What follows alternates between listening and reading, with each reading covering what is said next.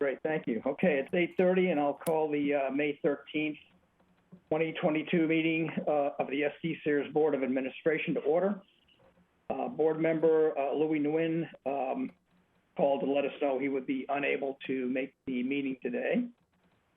So Rosie, could you please call the roll? I'll be happy to, Mr. President. Paul Kaufman. Here. Brett Bartolotta. Here. Thomas Battaglia. Here. Michelle Bush. Here. Natasha Kalora. Here. Lisa Marie Harris. Here. Charles HOGQUIST. Present. Paul Lodes. Hasn't joined us yet. Louis Maggi. Here. Louis Nguyen is absent. Clifford CHIRESON. Yes, good morning. Good morning. And Roberta Spoon. Here. And that concludes the roll call, Mr. President. We have a quorum? We do have a quorum, Mr. President. Excellent, thank you. So I'd like to announce when everybody's voting on action items, the board secretary will call the roll for votes. And when you make a motion or a second, please state your first name so that we can make sure we have the appropriate documentation for that. So I'd like to move on to section 3, which is the public comment. And before I begin, I'd like to ask Rosie if we have any, before I ask Rosie if we have any public comment, I'd like to recognize the former SDCERS Board of Administration President, Karina Coleman, and thank her for her board service. Rosie, I see that you've already added Karina to the meeting, so we don't need to go through that. Karina left our board in very good standing, and her service will be greatly missed. She joined the investment committee 7 years ago in March of 2015 as an independent non-board member and appointed by the City Council of the board in January of 2016. During her tenure, our assets grew from $7 billion to nearly $11 billion, with the city retirement plan funding increasing from 70 to 74%, while lowering the discount rate from 7.25 to 6.5%. As a symbol of our appreciation, the board members signed a declaration which memorializes your demonstrated integrity, collegiality, and commitment, leadership as board president, board vice president, and investment committee chair, and your service to the Board of Administration, staff, and SDCERS members, retirees, and beneficiaries. And that's a mouthful to say. Before we have Karina say a few words, would any board members like to care to say a few words on her behalf? I would. Bobby, go ahead. Karina, I just have to tell you how, from day one, since I've joined the board, how impressed I have been with you. Your expertise and your professionalism, you're always right on point. You're 5 steps ahead of everybody else. I just have really enjoyed working with you. And I've learned so much from you. And on a personal note, Karina and I had the opportunity to attend an out-of-town training, and it was just great. It was great being with you and hearing your comments after all the presentations. So I'm just really thankful that I had the opportunity to spend a couple of years with you on this board, and I hope that we can see you on a personal level going forward. Thank you so much. Are there any other members? Sorry, Karina, go ahead.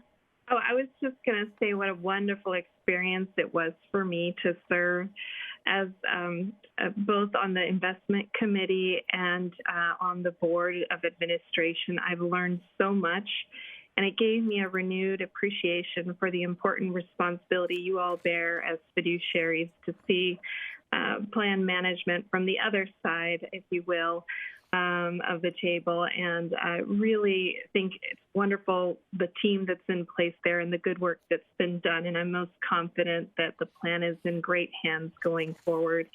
Again, I'm really thankful for the experience. and very humbled by the commentary. So thank you for that as well. Thank you, Karina. Would anybody else like to say something? This is Natasha.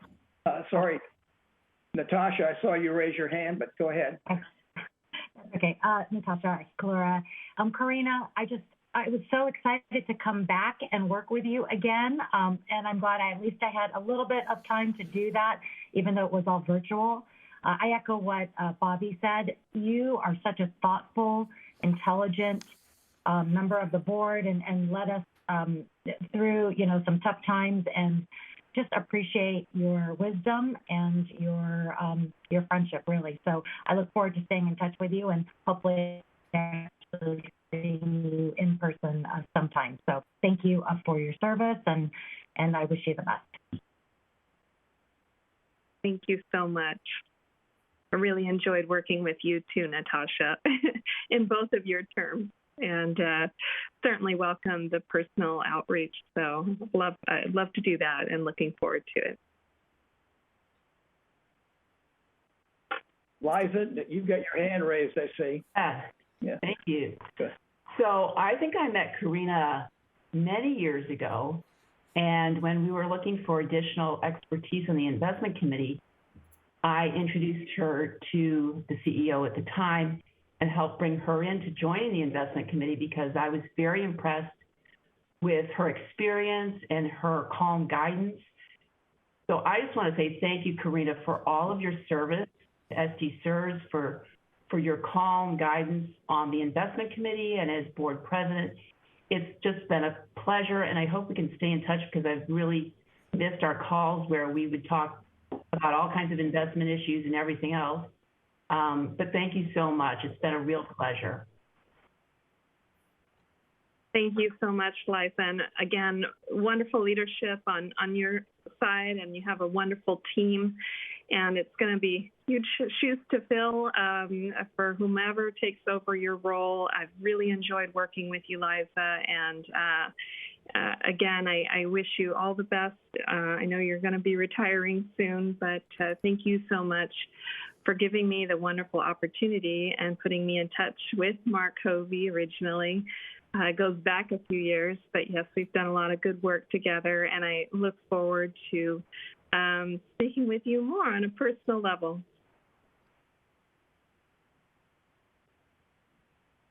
Do I see any other hands up? If not, okay. Again, on behalf of the board, thank you, Karina, for your service at the SDCERS Board of Administration. And I do note that we have your certificate after considerable efforts from to gather this thing together, and I'm sure we'll get it over to you as soon as possible. So again, thank you very much. Thank you so much, everyone. Have a good day. Rosie, moving on, do we have any public comment today? Yes, we do, Mr. President. We have a public comment. Mr. Conger will be speaking on behalf of Mary Hoot, but we'll hold that comment until our B&G action item number 3 later. Okay, thank you very much. So next we'll move on to agenda section 5, which is business operations. We're going to take this out of order to consider a resolution to allow us to meet virtually today. So let's move on to business operations. Our first business operations action is a recommendation to hold today's meeting virtually. So I'm going to ask Johnny Tran to take over this portion. Morning, Paul, and good morning, board members.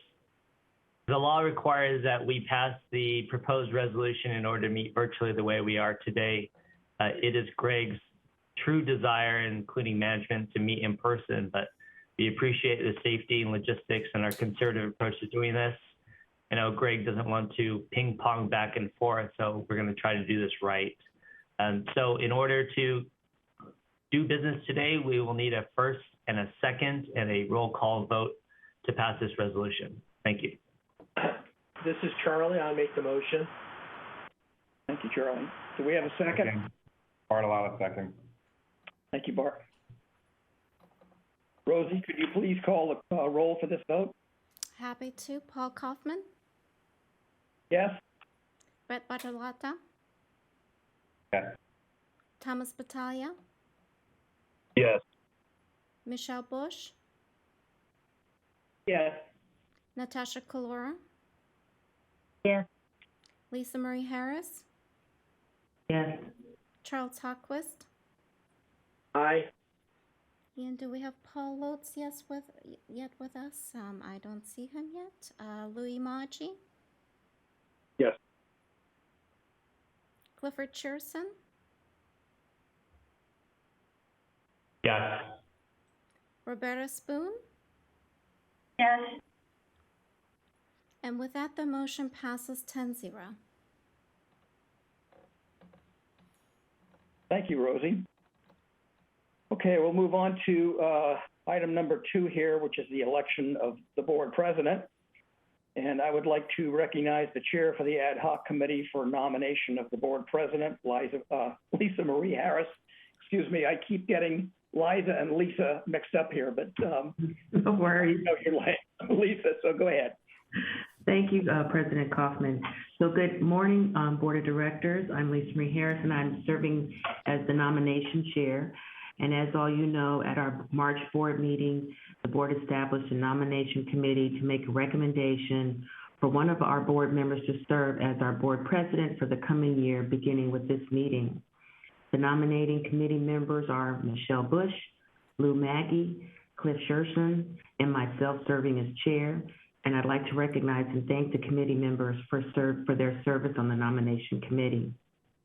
The nominating committee met to consider candidates to serve as president and unanimously recommends Paul Kaufman to serve as our board president. Paul's service on the Business and Governance Committee, as the Audit Committee Chair, as Vice President, and President has demonstrated his leadership abilities and continued service as our board president. And President, or soon to be President, hopefully, Paul Kaufman brings a wealth of career experience in organizational development, operation management, and corporate governance, which will serve him well in serving this board. The committee believes his personification of SDCERS values, which includes professionalism, integrity, fiduciary, transparency, accountability, and customer service, along with his collaborative style with fellow board members, staff, and consultants, will facilitate conducting our board business to ensure we deliver timely and accurate delivery benefits to our members, ensuring the trust fund safety, integrity, and growth. Additionally, our board policy governing the election of our board president allows for a board member to offer a candidate for consideration to the nominating committee and from the floor at this meeting. On behalf of the nomination committee, as chair, I move that the board elect Paul Kaufman as SDCERS board president. There is no second motion necessary, but at this time, are there any questions or comments?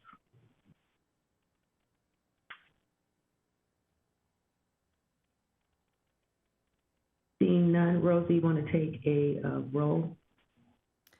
Yes, be happy to. And who's moving this motion? I will. Lisa Marie Harris. Thank you. Paul Kaufman, Aye. Brett Bartolotta, Thomas Battaglia, Yes. Michelle Bush, Yeah. Natasha Kalora, Yes. Lisa Marie Harris, Yes. Charles HOGQUIST, Aye. Louis Maggi, Yes. Clifford Cherson, Yes. Roberta Spoon. Yes. And with that, the motion passes 10-0. Congratulations, Paul. Thank you, Cliff. Okay, thank you very much for the opportunity to serve the board in this leadership position. I'll do my best to fulfill my presidential duties in alignment with the SDCERS values. The first order of presidential business is the appointment of a vice president, subject to board confirmation at the July meeting. I do note that Lisa Marie Harris has already sent me a note indicating her interest, but clearly if any additional board members would like to throw their hat in the ring, be glad to consider them. So please reach out to me before May 31st with regard, before May 31st, and we'll take that under consideration. With regard to our disability, business and governance, and investment committee chair assignments, my hope is to have the current chairs continue their service. If board members are interested in changing their committee assignments, please let me know by May 31st. And again, thank you for the opportunity to serve. I think this finishes our business operations agenda item. So let's return to where we left off in the agenda with section 4, approval of consent items. There are 4 consent items up for consideration. A is service requirements, retirements, excuse me. B is deferred retirement option plan drop entries. Number C is the deferred retirement option plan drop retirements and the training schedule for the rest of this year. These materials were highlighted in your board packages. So I'd like to have a motion and a second for consent items A through D. So moved. Lisa Marie Harris, so moved. Thank you, Marie. Charlie, I'll second. Thank you, Charlie. Rosie, could you please call the roll? Happy to, Mr. President. Paul Kaufman, Aye. Brett Bartolotta,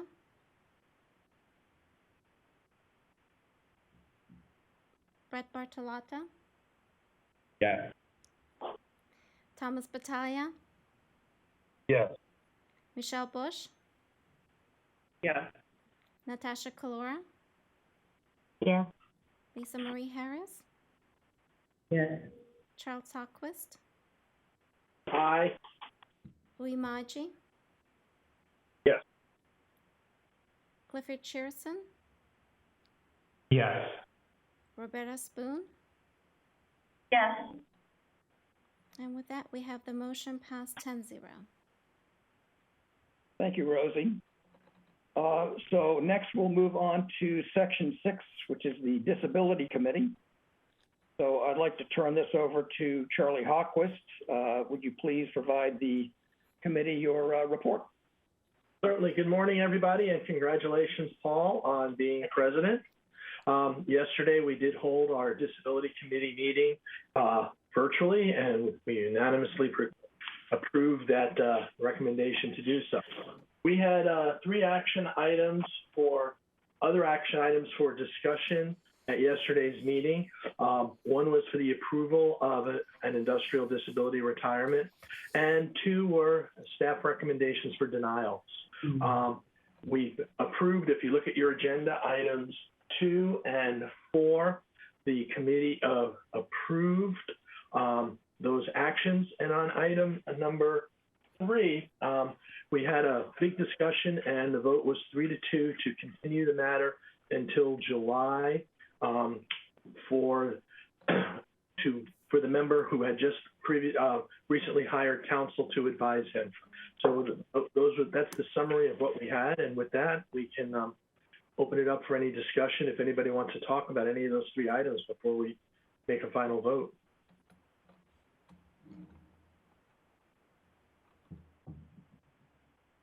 Okay, hearing none, then I will make a motion that we approve staff's recommendation to approve the industrial disability retirement of John Sorensen. Do I have a second? Paul will I'll second it. Bobby Spoon.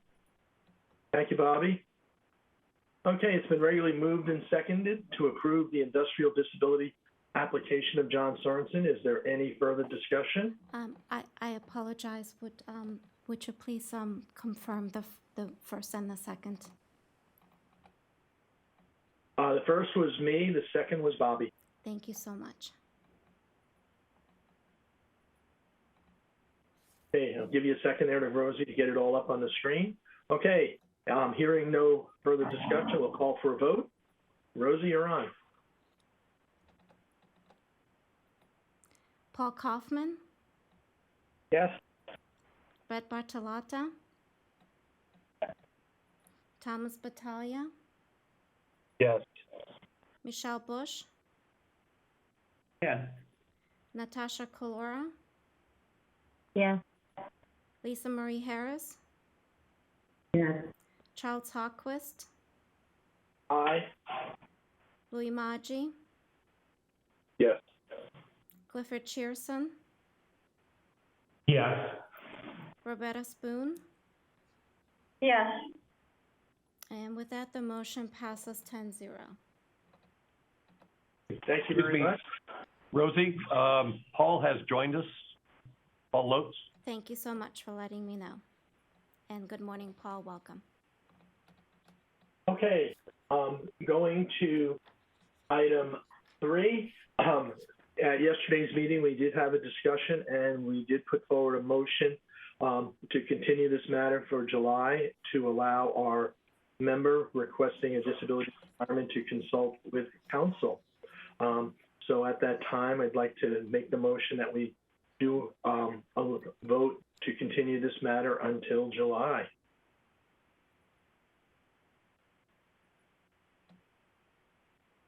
Paul Kaufman is a second. Okay. Rosie, we're on item number 4. Thank you.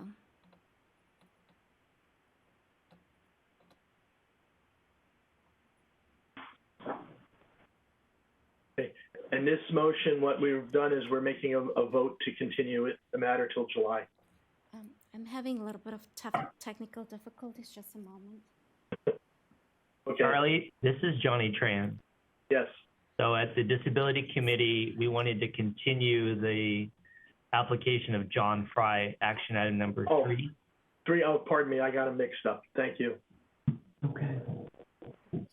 And it's your ability as committee chair to continue that. I do not believe you need a vote of the full board to continue that. If you'd just like to continue item number 3 and tell the board that today, then we can move on to item number 4. Okay, that's what we'll do. Just put it on the record that we're going to continue item number 3 until the July board meeting, so that the member has the ability to consult with counsel. Thank you for that clarification, Johnny. Thank you, Chair. Okay. Okay, we're going to move to number 4, which is the one that Rosie's got up on the screen right now. Staff recommended to deny the Industrial Disability Retirement application of Karl Becker, and the committee voted 5-0 to approve that recommendation. So I'm going to make the motion to the board that we approve that recommendation. Do I have a second? Cliff CHIRESON, second. Thank you, Cliff. Okay, it's been regularly moved and second. Is there any further discussion or questions about this issue? If not, we'll call for the vote. Rosie, when you're ready. Paul Kaufman, Yes? Brett Bartolotta,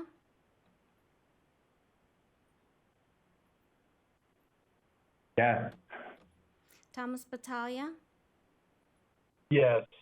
Michelle Bush, Yes. Natasha Kalora, Yes. Lisa Marie Harris, Yes. Charles Hogquist, Aye. Paul Lotz, Yes. Louis Maggi, Yes. Clifford CHIRESON, Yes. Roberta Spoon, Yes. and with that, the motion passes 11-0. Thank you, Rosie. And lastly, that concludes all our action items. In your material, you did get Sandra's report about our processing of disability applications. At this time, we are doing very well. There are no applications that have been in the queue long, and the staff has been doing a really, really good job. And I did at yesterday's meeting thank Sandra and her staff for doing an excellent job in taking care of members. And with that, that concludes the Disability Committee report. Thank you, Charlie. Good report. We'll move on to Section 7, which is Business and Governance Committee. So, Bobby, would you please provide your report? Certainly. Well, the B&G committee met yesterday, and the committee approved the action items by unanimous vote. Before I review the action items and make a motion for the consent agenda approval, we are going to pull action item number 3 for separate consideration, as we have a request for public comment on that item. Are there any other action items the board members would like pulled for discussion and a separate vote? Okay, hearing none, I'm moving to the action item number 3, which was staff's recommendation to deny the appeal of Mary Hoot. This item is being pulled from the consent agenda to allow Ms. Hoot's attorney, Michael Conger, the opportunity to provide public comment.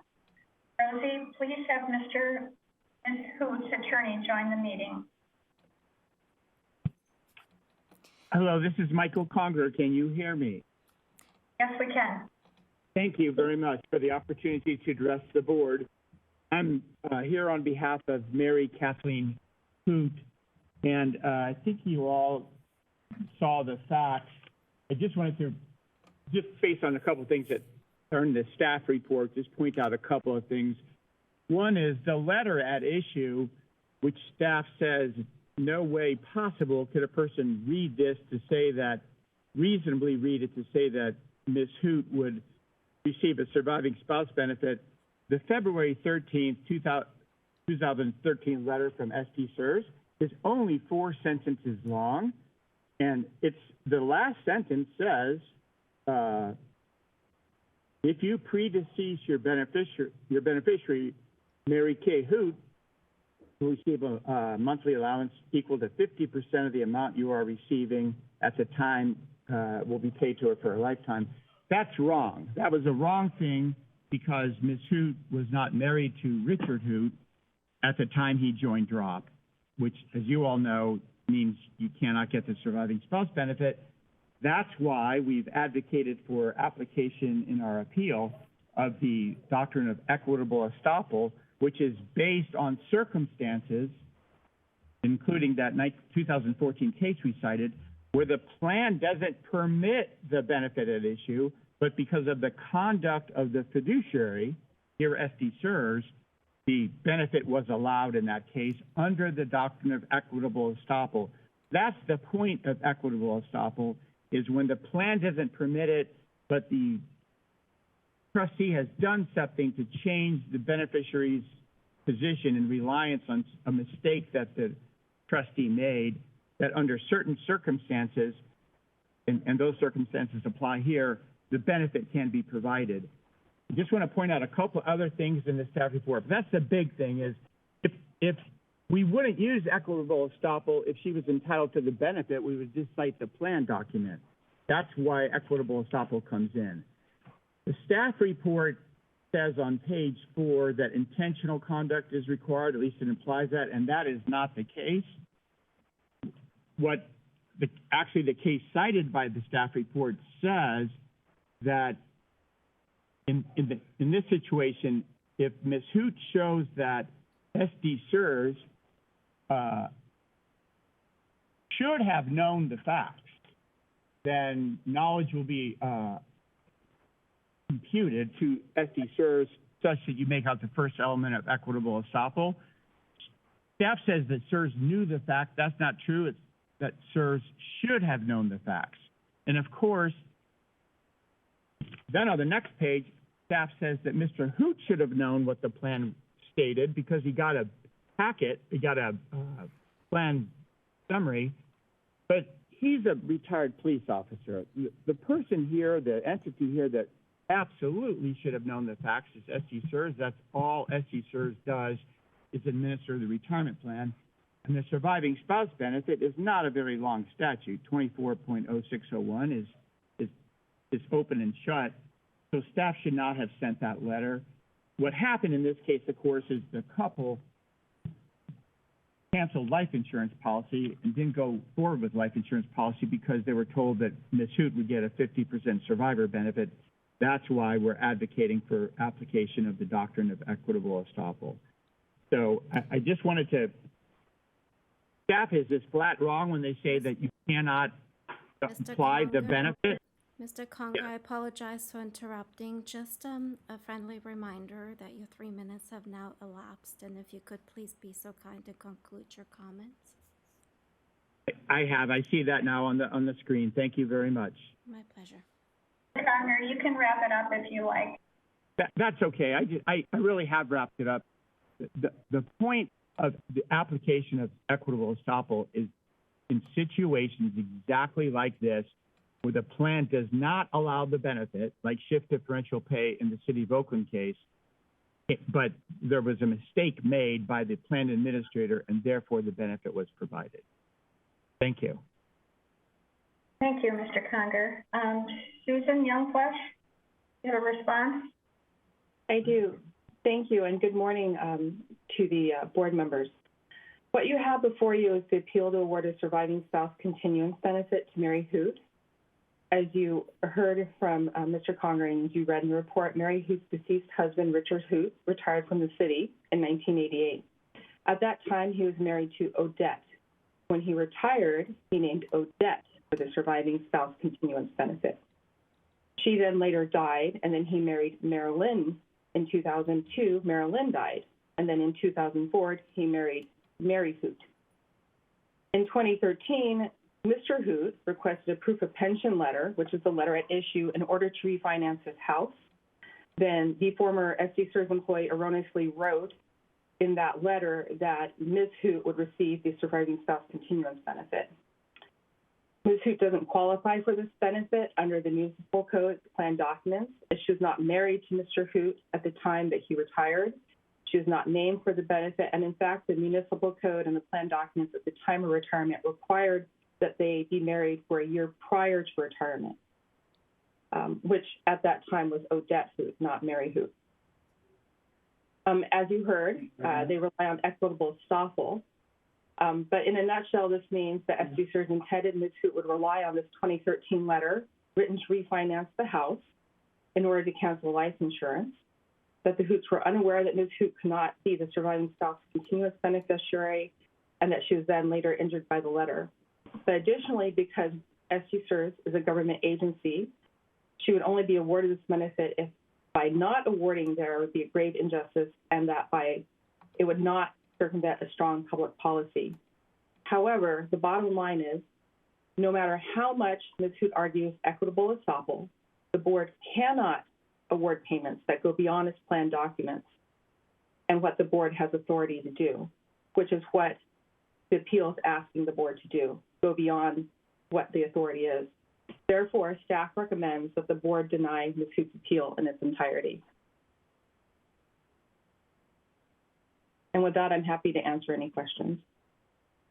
Are there any questions by the board members? Mr. Conger, would you like to respond? Yes, thank you. Can you hear me? Yes.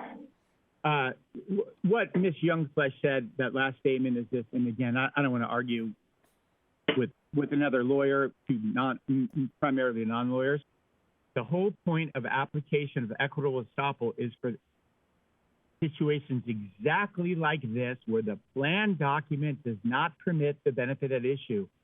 In the City of Oakland case, which we lay out in our appeal, it was shift differential pay, which was not permitted under the City of Oakland's plan. It's exactly the point of equitable estoppel. You apply it in situations like this. And again, read that February 13th. It keeps being cited as a mortgage letter. I think that was the intent, but the language is crystal clear that the surviving spouse benefit would be provided to Ms. Hoot, and the couple changed it's very reasonable that a couple would change their financial planning based on that letter. Thank you. Thank you, Mr. Conger. Are there any questions by the board members? I have a question. I want to clarify, I just want it clarified for all of us that we are being advised that we do not have the authority to grant Ms. Hoot a benefit based upon the municipal code. Is that correct? Hi, Bobby. This is Johnny Tran. Thank you for asking the question. So what the law provides for this board is they can only give benefits to which the plan allows. And the issue here is whether or not Mary Hoot qualifies for the benefit. In order to qualify for the benefit, the plan required at the time Richard retired that Richard was married to his spouse, to his wife, at least a year before he retired. And when he retired, he was married to her and named her as beneficiary. So applying that plan to the case here, Richard was not married to Mary at the time he retired or a year before he was married to Odette. So I do not believe that this board has the authority to give Mary Hoot the retirement benefits because the plan did not allow it. Answer your question? It did. It did. I was sort of looking for a yes or a no, but the yes or a no was, that is correct. You are. We do not have the authority to grant the benefit. Greg, do you have any comment? I do not have anything further to say that other than Johnny, I think, has provided some sound advice to the board. Thank you. Well, it's for those reasons that the B&G committee unanimously adopted staff's recommendation to deny the appeal of Mary Hoot. So I move staff's recommendation to deny the appeal. Are there any questions from the board? Hearing none, Rosie, will you please call for the vote? Happy to, Madam Chair. Paul Kaufman, Yes. Brett Bartolotta, Yes. Thomas Battaglia, Yes. Michelle Bush, Yes. Natasha Kalora, Yes. Lisa Marie Harris, Yes. Charles Hogquist, Aye. Paul Lotz, Yes. Louis Maggi, Yes. Clifford CHIRESON, Yes. Roberta Spoon, Yes. and with that, the motion passes 11-0. Thank you, Rosie. All right, we are now going to review the consent agenda items. Number one was Johnny's recommendation to adopt the resolution to allow the meeting to be held virtually. And the committee unanimously adopted that resolution. Second, Fong Nguyen provided information regarding the annual cost of living, which was effective July 1st of 22, and which will be. The committee unanimously approved the recommendation to recognize the change in the consumer price index was 7%, and as such, the maximum 2% COLA allowed by the plan will be paid. The committee also approved the pre-1981 plan tiers 3.2% COLA for the 2 members which are remaining in this plan. Number 4 was staff's recommendation to amend the various policies, non-substantive changes to the appeal of staff decisions regarding benefit policy, the Fiduciary Counsel policy, Public Records Act policy, settlement of claims or lawsuits policy, the CEO charter, and process on board member elections. Is there any further discussion on any of the consent agenda items? Hearing none, I move the B&G committee consent agenda items 1, 2, and 4. Rosie, will you please call for the vote? Paul Kaufman, Yes. Brett Bartolotta, Yes. Thomas Battaglia, Yes. Michelle Bush, Yes. Natasha Kalora, Yes. Lisa Marie Harris, Charles Hogquist, Aye. Paul Lotz, Yes. Louis Maggi, Yes. Clifford Shearson, Yes. Roberta Spoon, Yes. and with that, the motion passes 11-0. Great. Well, thank you very much, Rosie. Moving on, the staff providing division reports and operational reports, and they are all included in your board agenda package. And does anybody have any questions about any of those reports? If not, I turn it back to you, Paul. Thank you, Bobby. We're going to move on to Section 8, which is the Investment Committee. Cliff, I believe this is your baby, so if you could please provide us with your report, that'd be great. Thank you very much. Hello again, everyone. Yesterday afternoon, the Investment Committee met virtually, and we had 3 action items. The first was a recommendation to allow the meeting to be held virtually pursuant to the code, as we've all discussed in other situations. This action item was voted on and passed unanimously. The next action item was a discussion of the review and recommendations by Aon of our annual asset allocation. And the vote on that was also unanimous. And for this, I'd like to turn things over to the representatives of Aon who are with us virtually to give the whole board some additional background. Great, thank you, Mr. Shearson. Are we going to pull up the PowerPoint deck for this item? Great, let's go ahead and go to slide 5, please. This is Steve Voss from Aon. Yesterday, we had a full and complete discussion of asset allocation and investment program structure. I'll give you a very high-level overview and then turn it over to Katie Comstock that will walk you through a couple of quick items and a recommendation for rebalancing.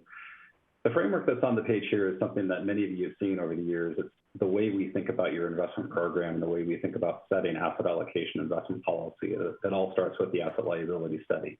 We conducted that study and presented it to the investment committee and to the board at the March meeting.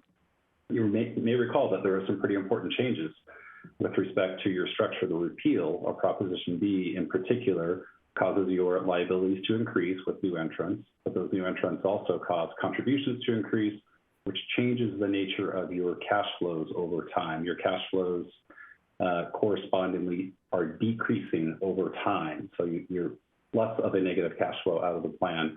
That enables you to accept and take on risks within the investment program, and that was something that we talked about at great length at the March meeting. The board reaffirmed the 78-22 split between return-seeking assets and risk-mitigating assets. And the discussion today is to talk about how that 78% return-seeking and that 22% risk-mitigating assets should be determined. It's the center green exhibit here on asset allocation that we're going to be talking about today. We look at asset allocation on an annual basis, but we don't often make changes. And the reason that we don't often make changes is that asset allocation is to be set for the very long term, 10 plus years out. We use capital market assumptions that Katie will walk you through in a few minutes that express to you and to your actuary what it is that your investment consultant thinks your investment program can earn over long periods of time. So with that, let's go to the next slide. I'll just hit some quick highlights. We continue to think that your asset allocation is properly diversified. It's in good shape. We are not recommending any significant changes to your program structure vis-a-vis asset allocation.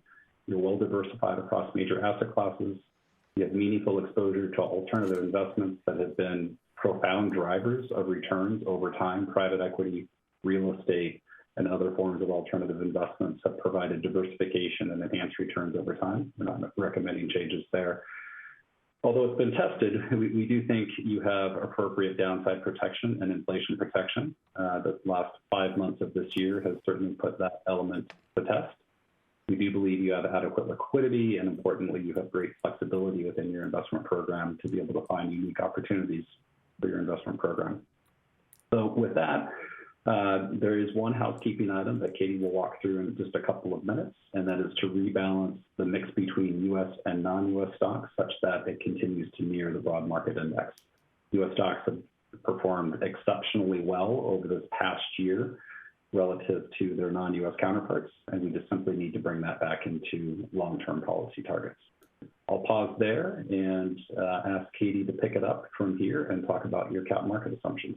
Before we do that, Katie, I think it's worth mentioning here, some of us on the investment committee are probably very familiar with this, but for the benefit of everyone on the committee, wouldn't you say that the decision about asset allocation is perhaps one of the most important things one can do in establishing an investment program? This is really what research shows the motor to 80 or 90% of performance over time.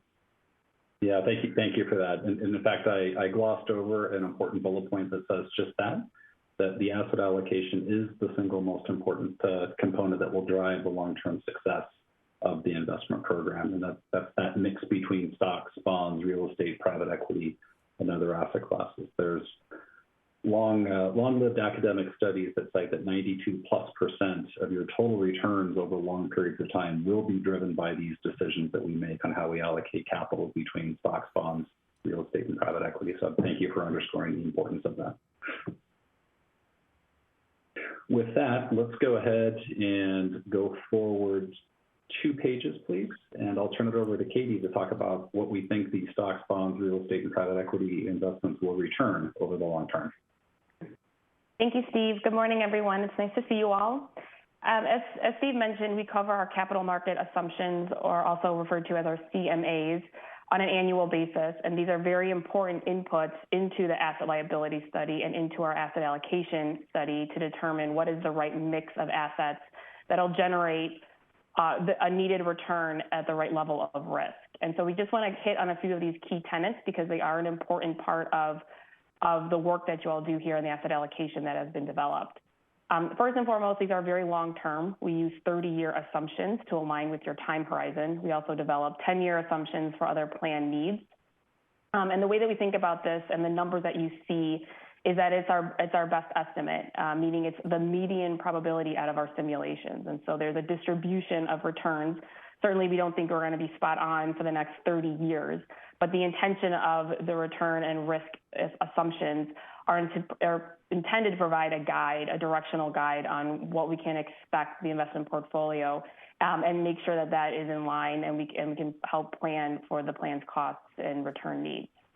And we do update these on a quarterly basis. And the intention there is so that we can include the most up-to-date market information. And so typically we don't expect these to change much quarter over quarter, though when we do see large market movements like we have seen in 2022 with yields rising and with equity market correction, we can see some changes. And so that is part of the nature of why we update them on a quarterly basis. From a high level, what we're trying to do ultimately is really provide you all with a reasonable estimate of what we think the plan can return. And what I mean by that is some of what we factor in is no potential for no active management. We want this to be, again, something that you can reasonably achieve. But there are exceptions to that, and that's across private markets where there is no passive implementation method. So we do have to factor in some active management, as that's the only way you can access those markets and you have exposure there. But we are factoring in a median expected return of a manager. So they are somewhat conservative. And then also importantly, these are expected to be net of fees, meaning, again, you can't access these markets for free. So we want to take out what those cost so that the ultimate return we're showing is something that's a portfolio we think can reasonably achieve over the long term. If we want to flip ahead one page, we can get to what those numbers are. And these are lined up with what was used, again, in the asset liability study. And so what we're showing here first is the long-term policy that is included in your investment policy statement there in the first column. And then we show what our expectations are, our 30-year expectations are for return and risk. And then there at the bottom, when we aggregate that all up, we're showing what the total fund's expected long-term return is. And that's just shy of 6.4%. And then you can compare that to the assumed rate of return, which is just shy of your 6.5% assumed rate of return. Now, what we've included also there on the right is what has been our expectations looking back over the past 3 years. And what you'll notice is that that expectation has steadily come down. And if we were to look back further, that trend actually goes back several more years. And what has been driving that downward trend is, one, a very low interest rate environment that we've been in, and two, just how well equity markets have performed. Through 2021, we've seen equities perform exceptionally well. And so when we look out into the future, we aren't expecting as robust of returns. Now, I did note that we do update these quarterly, and as we have seen equities down about 17% here year to date in 2022, we've seen bonds come down as interest rates have risen. I did put your portfolio into our updated capital market assumptions, and we are expecting a better long-term return by close to about 6.8% looking forward. So those expectations have come up, but that will come at the expense of, when we do look at your first quarter report through first quarter of 2022, your fiscal year to date report in 2022, we're going to see some potentially negative returns, just given how markets have returned. And so the important point here is to remember, you do have a long-term time horizon. You have developed an asset allocation that can weather these shorter-term volatile periods.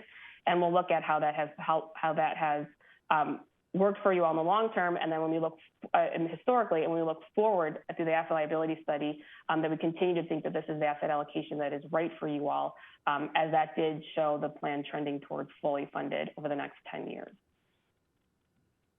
Are there any questions on our capital market assumptions before I go into the asset allocation review?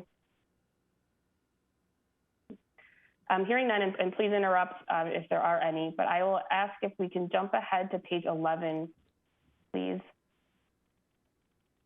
So here I wanted to pause to visualize that asset allocation, and a few things that I wanted to point out here. One is that risk posture that was reaffirmed at the asset liability study. At the bottom of the table, you can see the 22% to risk reducing assets, and then the top portion of the table represents the return seeking portion, which is very well diversified. And so it's two things that I wanted to point out here. One is just highlighting that 22% risk reducing allocation. This has been an anchor in your portfolio dating back 10, 15 years. And the role here is to provide that downside protection, to hold up during periods of market stress, to offer liquidity, particularly when markets are stressed and when you need that, and then to diversify primarily equity risk. And I bring this up because recently what we have seen, again here in 2022, has been where this risk-reducing exposure has been a little bit less effective. I had mentioned equities are down about 17%. We've also seen bonds down. The broad U.S. market is down about 9.5%. And so though they are down less than equities, they are still down. And so they are, and the reason for that is where we are starting with interest rates. They are so low. There wasn't much protection that they could provide. And with the inflation going on and the Fed raising interest rates, we have seen equities and bonds become positively correlated. Now, we still think that there is a role. They still did provide some protection there. But that leads me into my next comment that I wanted to make, was to supplement some of that risk management that you have. One of the greatest tools that you all have as a system is diversification. And if you look at the return-seeking portfolio, you can see that that is very well diversified. You have exposure to 6 major return-seeking asset classes. Each of these asset classes have a deliberate role, ultimately to grow the portfolio, but they have different exposures and ways of doing that. Private equity is intended to be that higher octane, gain greater returns. And then you have other items like real estate and infrastructure, which are more income-oriented, but still intended to grow the portfolio.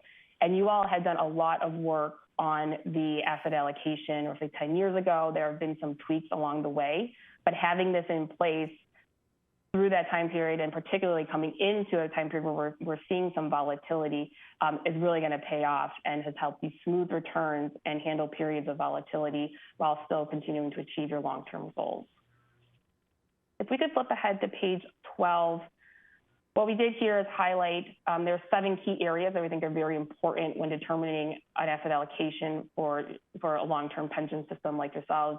And here we highlight how SDCERS has coverage across all of these very important areas. And I just wanted to highlight 2 other topics. Steve had mentioned a few of these, one being your strong allocation to alternatives, which offers a source of greater return. Your private equity portfolio has earned north of 20% annualized over the past 5 and 10 years. The infrastructure program has earned an annualized 10% over the trailing 5 years. And your real estate portfolio has earned an north of annualized 10% over the trailing 10 years. And so they have really provided that strong source of growth looking back, and have served that role very well. You all have done a great job of taking advantage of that of illiquidity that your long-term plan allows for. And we think, so looking back, it has been very effective, and we think going forward, having that exposure will continue to be very effective.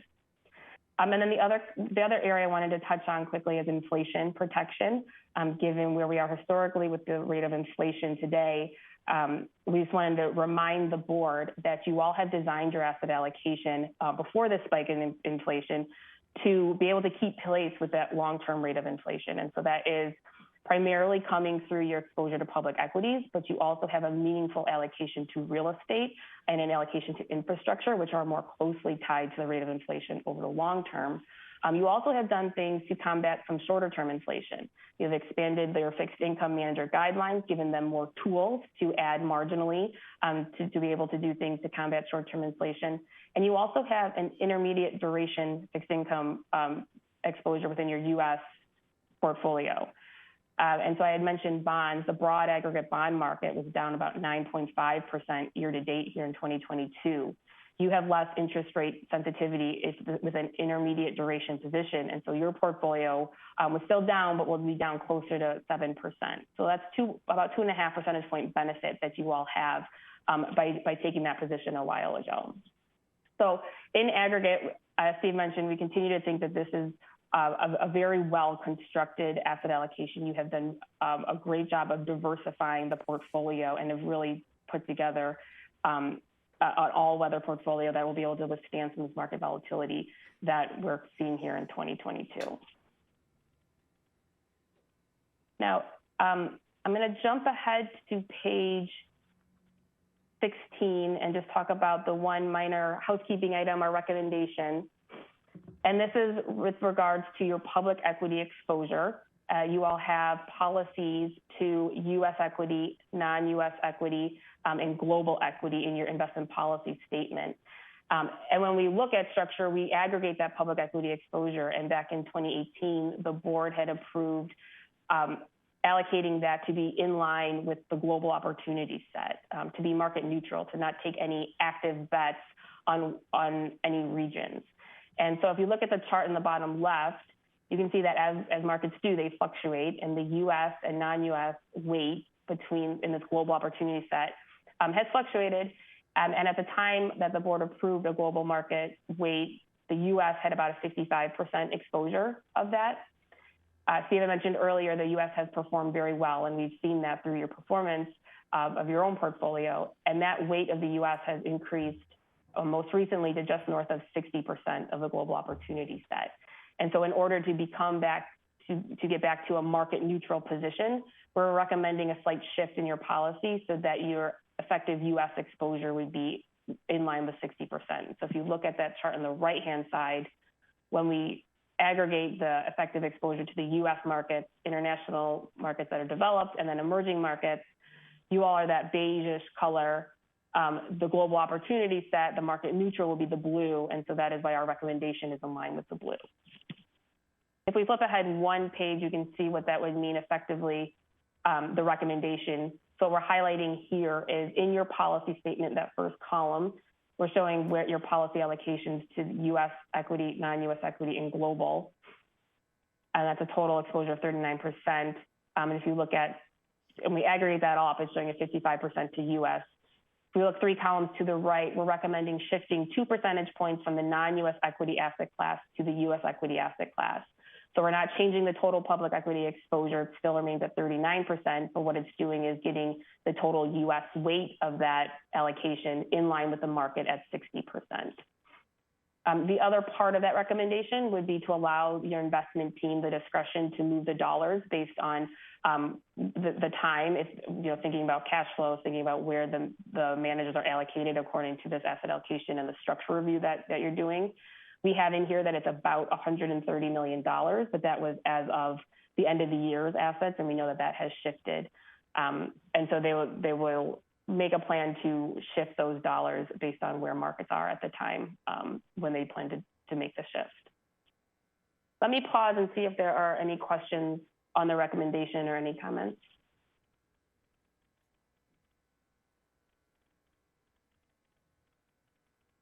Okay. Well, hearing none, I just want to reiterate again that the asset allocation generally is in very strong shape. We have great diversification, flexibility, appropriate liquidity profile. This is something that we do annually, and so, but it is a long-term policy, and so we don't anticipate, and nor do we want many significant changes.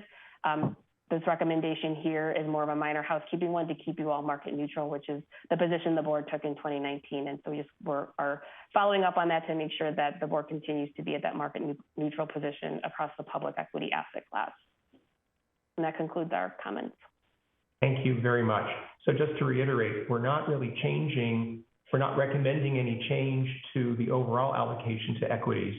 It's really within the equity bucket, moving things around a little bit, as you can see, 2 percentage points to reflect a market reality so that the portfolio will remain, if you will, aligned with market values within equities around the globe. As I mentioned before, this motion was voted on for approval unanimously, and I would like now to move this motion for the entire board and its vote. And I also want to thank Aon for a most eloquent and detailed discussion. It was very, very helpful. Chair SCHIRESON, would you like me to call for voting? Yes, that would be very nice. Thank you. Paul Kaufman? Yes. Brett Bartolotta? Yes. Thomas Battaglia?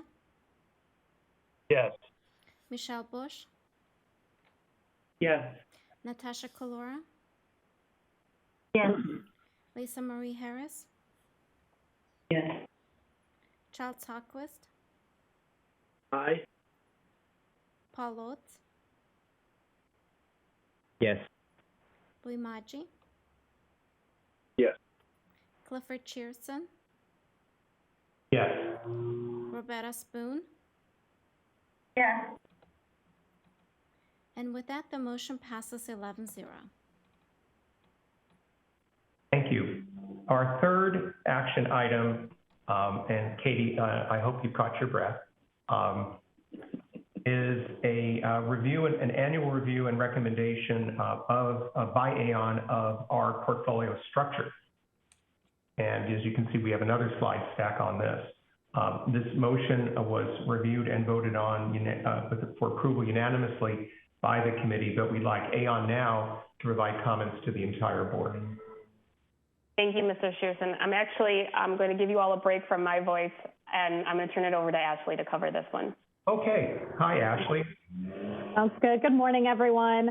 So I'll keep this one pretty brief. If we can actually just focus on slide 8, I'm really just going to give a background on what portfolio structure means, why it's important, and some of the key takeaways we had from this year's review.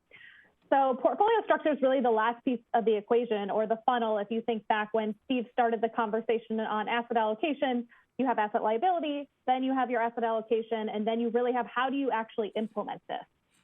And so we're focusing on what the implementation of that long-term strategic asset allocation looks like that Katie just discussed. So similar to asset allocation, your structure is set with a long-term horizon in mind. So it's not intended to change materially or frequently on a year-over-year basis, but it can be tweaked at the margin from time to time to make small improvements. So while we don't generally anticipate big changes going into these reviews, we still like to look at them on an annual basis to ensure that that strategic asset allocation is being implemented in a manner that's consistent with your long-term objectives. So some of the items that we're looking at include, are there any unintended biases present in the portfolio, any concentration risk among either types of strategies or managers? How are you implementing each asset class, active versus passively? And then maybe also costs are a key component as well. So overall, as a result of this review, we're not recommending any changes to the structure at this time. We believe that your structure continues to be appropriate for the plan. and that the implementation of the structure is aligned with the strategic asset allocation.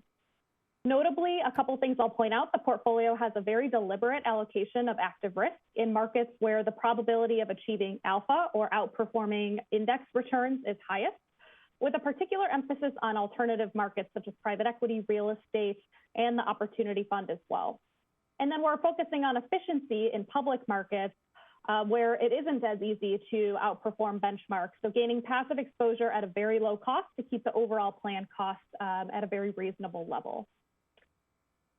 So while there are no recommendations this year, we did provide some additional analysis on the role core fixed income continues to play within the portfolio in light of the recent market environment and the sharp rise in yields that we've seen so far this year that have resulted in a decline in bond returns alongside falling equity markets that Katie was touching on earlier. So the key takeaway again, which we have at the bottom here, is that we still believe core fixed income does play a vital role in the portfolio because it diversifies your equity risk, reduces overall volatility, provides downside protection, and serves as a liquidity source. We have a few slides in here for your own information if you want to take a look at that. But for today, I'm going to pass on those. With that, I'll see if there's any questions. Otherwise, I believe there is a motion to just approve maintaining the current portfolio structure as is.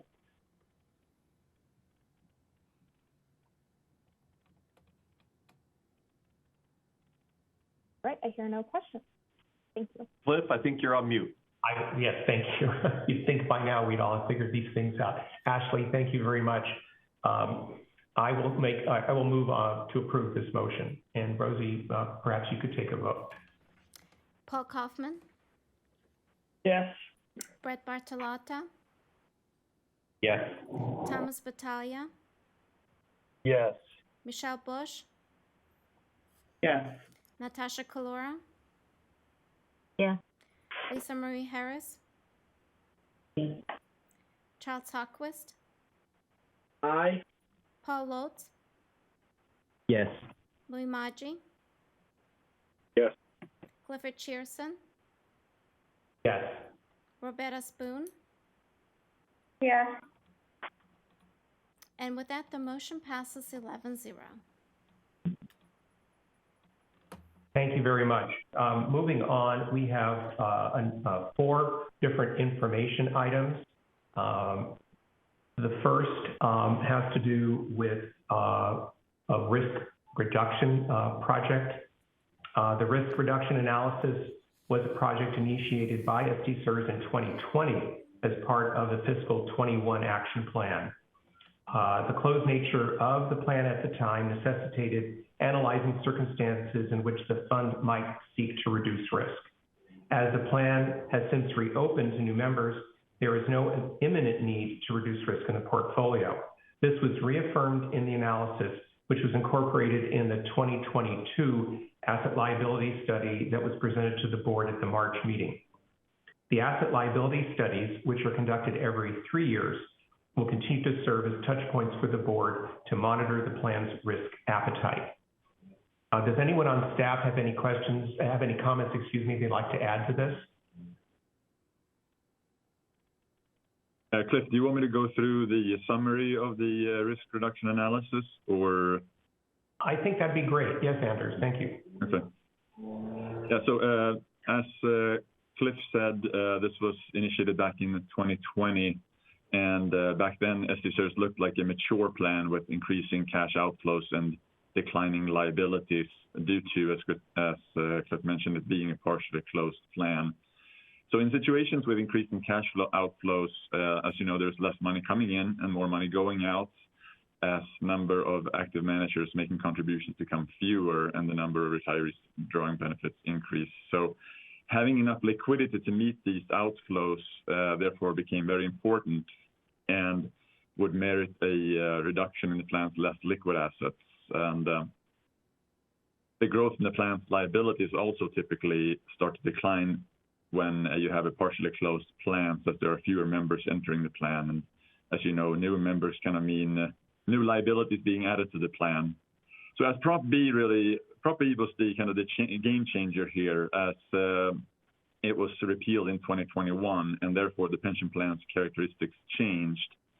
Although the circumstances of the plan has changed, having the risk reduction conversation today, we felt is still warranted. But as a result of the repeal, SDCERS will be experiencing lower cash outflows as contributions are increasing as a result of members joining the plan. That means that there is no real need for a reduction in the illiquid assets anymore, or at least currently. And as the property repeal also resulted in actuarial liabilities now growing instead of declining as new members join.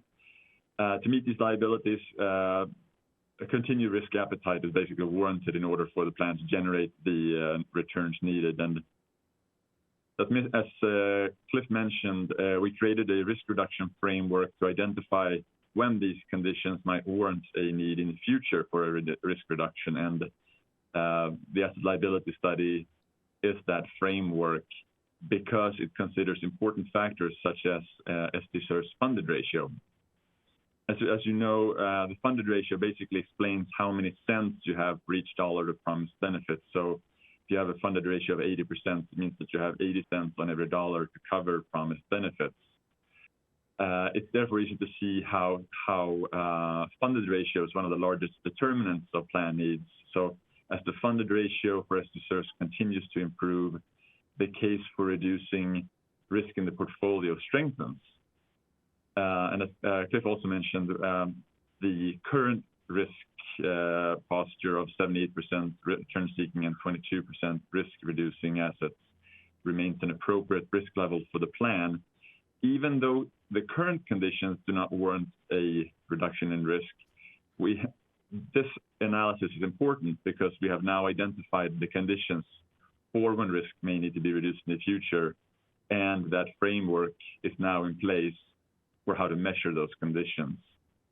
And as SDCERS continues down the path to being fully funded, I think the goal is 2032, we may have a renewed review of the risk reduction appetite down the line. And that kind of wraps up the summary, I think. And if there are any additional questions, I'll be happy to answer them.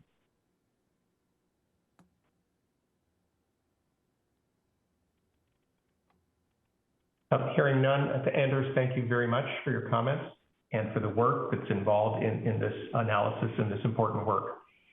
The next information item is on the topic of private equity and infrastructure inflationary impact considerations. The private market advisors to SDCERS, GCM Grosvenor and Stepstone, have evaluated the private equity and infrastructure portfolios we have to determine if there are any expected challenges as a result of increasing inflation. Both advisors believe the portfolios are well positioned to withstand an inflationary environment due to the ability of many investments in those portfolios to pass higher costs onto consumers. In addition, the portfolios will continue to explore investments in defensive sectors such as technology, healthcare, infrastructure, and consumer staples. We've heard earlier today about the important role of these types of investments in the overall portfolio, which is why I thought that the work that Jamie and others did on this was especially timely. And I'd like Jamie perhaps to see if you want to add anything to these introductory comments. Cliff, actually, you handled most of it very well. Thank you. The only thing that I would add is that this is something that the advisors will continue to monitor on an ongoing basis. If anything were to change, they would be sure to report back to SDCERS. And at a minimum, the board can expect to hear from the advisors on an annual basis during the review of the annual investment plan. I should add that this is part of a larger project that the committee and the staff have initiated to look at the kind of the potential impact of inflation across the entire portfolio. Isn't that right? That's correct. This is a follow-on to information that was presented at the March board meeting, which focused on the inflationary impacts on the public markets, particularly looking at those investments. And then another information item has to do with ESG monitoring and reporting. Environmental, social, and governance is a capstone expression many of us have heard of. At the January and March meetings, the investment committee received presentations on how ESG considerations are incorporated in the various asset classes in our portfolio. The next step was to develop an ESG monitoring and reporting framework. Not enough just to say, where are we, but to continue now to monitor things going forward. In the future, Aon will add an ESG section to the quarterly total fund performance reports that are presented to the investment committee. This section will contain ESG information on our public markets managers. Our staff will work with the private markets advisors and real estate consultants to incorporate ESG data into their quarterly performance reports as well. Demetrius, do you want to add anything to these comments? Sure, just one additional comment. In addition to adding ESG data to the quarterly performance reports that's provided to the board, staff is going to be creating an annual ESG report that has a little bit more in-depth information on SDCERS' public markets managers. And the goal of all of these initiatives is to keep the board apprised of the ESG efforts that are being undertaken across SDCERS' portfolio. And then lastly, as part of the annual IPS investment policy statement update that occurs in July of this year, so at the next board meeting, there will be language added in that reflects this ESG monitoring and reporting. Well, that's great. We all look forward to seeing that information and analysis. Our final information item is a review of our investment committee charter. Nothing like a lawyer to help us be certain charters are in good shape. Johnny, do you want to give us some comments on this action item that was, this information item for the board, please? Sure, Cliff, thank you. The B&G committee is responsible for making recommended changes to board documents such as this one. But we did want to give the investment committee a chance to look over staff's review and minor recommended changes. The investment committee didn't have any comments to that. So at the July meeting, the B&G committee will be presented with these changes, and then the board will vote in July. Thank you, Cliff. Thank you very much. And that concludes the investment committee's report. Thank you, Cliff. Good report. We're going to move on to section 9, questions and comments. Do we have any questions or comments from the board members themselves?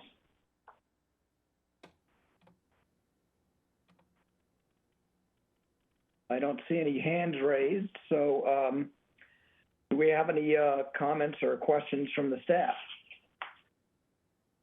Yes. Greg, I think you're on. All right. Thank you very much.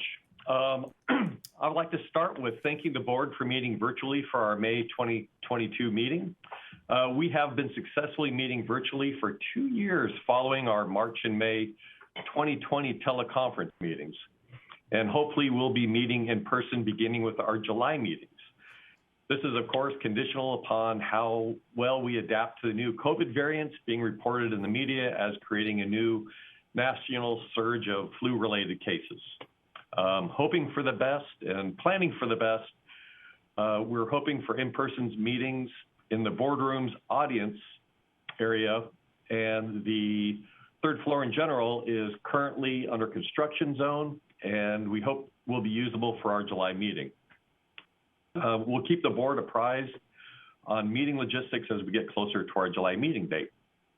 And speaking of our July meeting, following our July meeting, it would be helpful to have a board offsite sometime before our November meeting.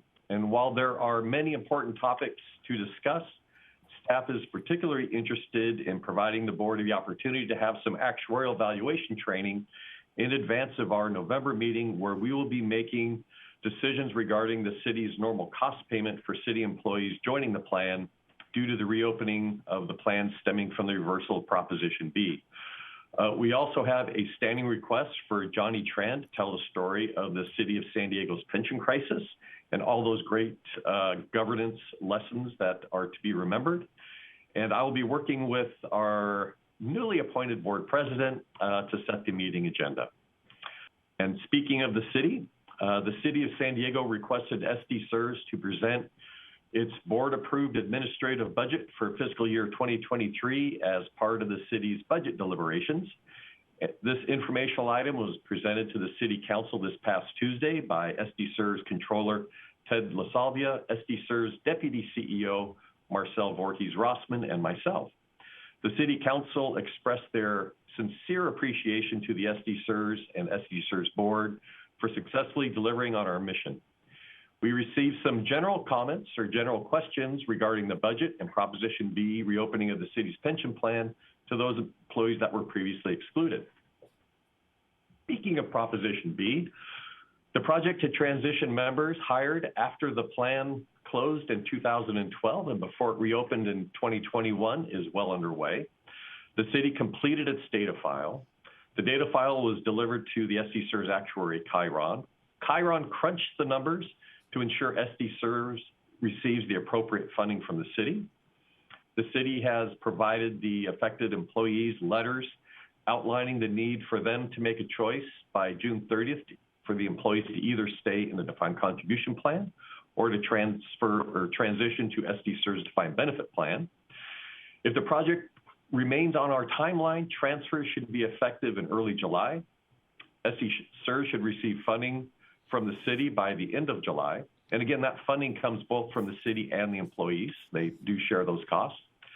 With new participants being included in the city's retirement transmittal and the employees contributing by early August. We're going to continue our efforts to support the city and the unions in this project.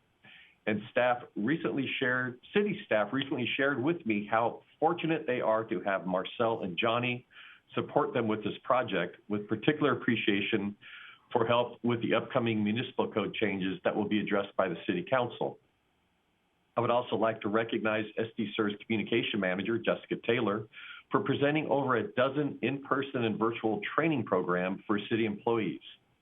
Additional information can be found in the Business and Governance Committee materials under the Benefit Administration and Member Services staff reports. Speaking of staff, our SDCERS Controller, Ted LaSalvia, shared the news that one of his right-hand principal accountants is retiring this coming June.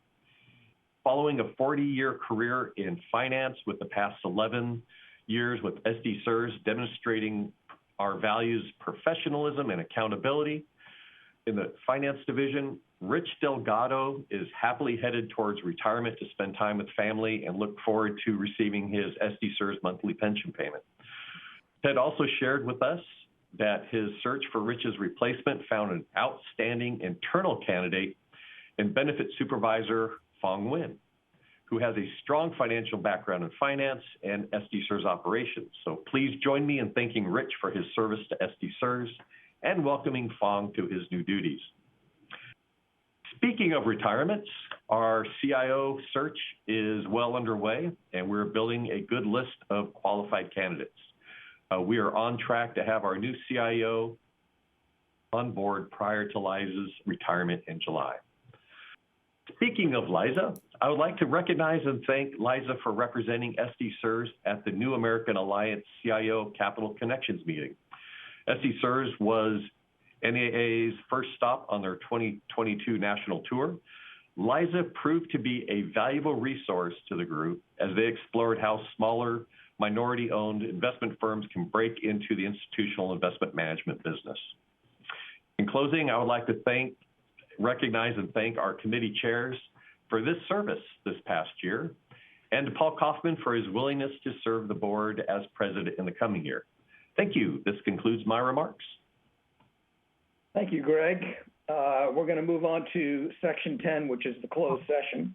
I have a quick question. Sure. Sorry, go ahead. I'm sorry, Greg, can you share with the board what some of the questions you received from the City Council on our budget? I'm just curious. Yes, we received primarily 3 questions. One was having to do with just the process. How does SDCERS handle administrative fees? How are they paid? How are they charged? We also received questions on variances. In our board present in our presentation was very similar to the board presentation, where we showed lots of charts and graphs. And some of the charts and graphs showed variability between the budget and the actual expenses, primarily in salaries. And they were just wondering why there was such variability. Mm-hmm. And we also received questions on Proposition B, and if there was any discussion to change actuarial methodologies in relation to having the plan reopen. Great, thank you. Mm-hmm.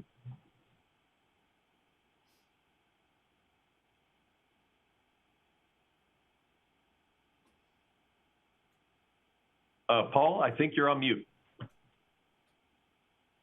Sorry, thank you. Thank you, Lisa Marie. And Greg, if there are no more questions for you, I think we'll move on to closed session, section 10. Rosie, do we have any closed session items? No, Mr. President, we do not have any closed session items. Okay, thank you, Rosie. So let's move on to section 11, which is the closed session report. Johnny, do we have any closed session reports today? No, we don't, Paul. Okay, great. Thank you.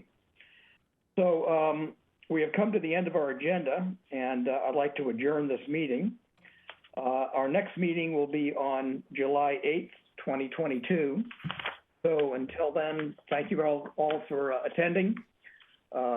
Appreciate your confidence in voting for me as president, and we'll see you in July.